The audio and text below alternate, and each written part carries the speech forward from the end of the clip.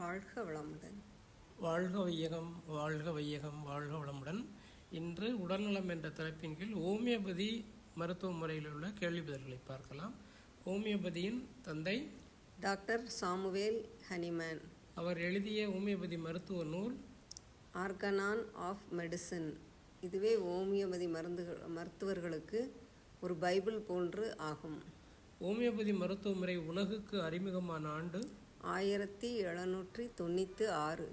Organon நூலை பற்றிய குறிப்பு: இது 291 ஸ்லோகங்களை கொண்டது. இதில்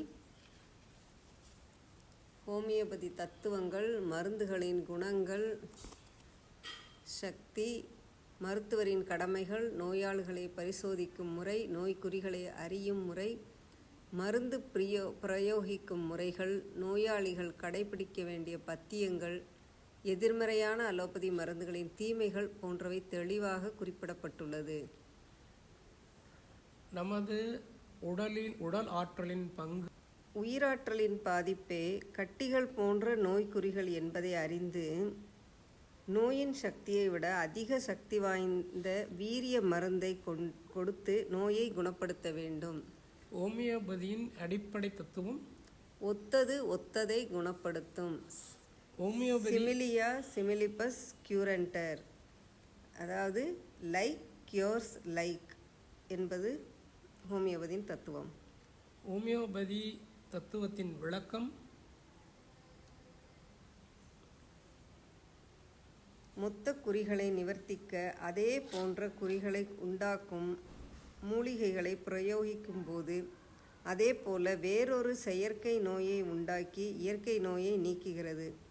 நோயாளி முற்றிலும் குணமடைகிறார், உயிராற்றல் வலிமை பெற்ற நிலையில். இம்முறையே ஹோமியோபதி என்கிறோம். ஹோமியோபதியின் மறுபெயர் மற்றும் விளக்கம்: ஒற்றுமை முறை.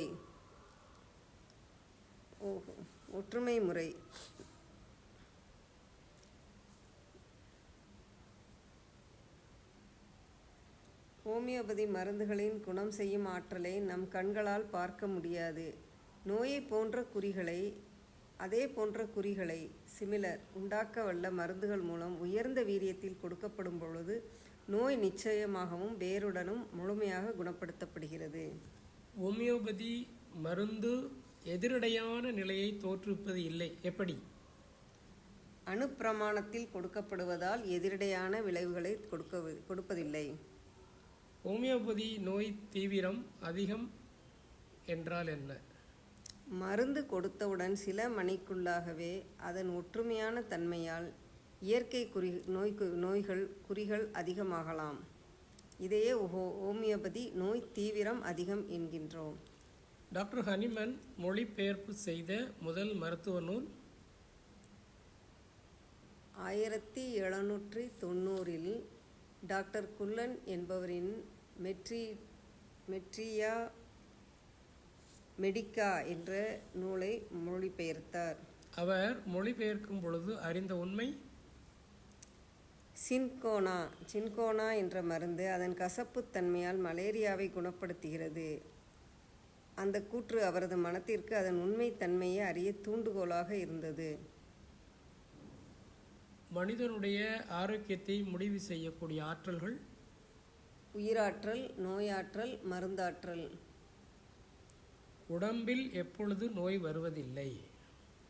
உயிராற்றல் தேவையான அளவிற்கு இருந்தால் உடம்பில் நோய் வருவதில்லை. நோய் ஆற்றலின் அறிகுறிகள்: உணவு முறை, இயற்கை சீற்றம், சுகாதார சீர்கேடு ஆகியவற்றால் உயிராற்றல் பாதிக்கப்படும் போது உடம்பில் நோய்க்கான அறிகுறிகள் தோன்றுகின்றன. மருந்தாற்றலின் தன்மை: ஒரு நோயை தீர்க்க ஹோமியோபதி மருத்துவத்தில் மருந்தை வீரியப்படுத்தி ஆற்றல் வடிவில் உயிராற்றலை சமன் செய்து நோயை குணப்படுத்தக்கூடிய அளவிற்கு கொடுக்கப்படுகிறது. ஹோமியோபதி மருத்துவ முறை: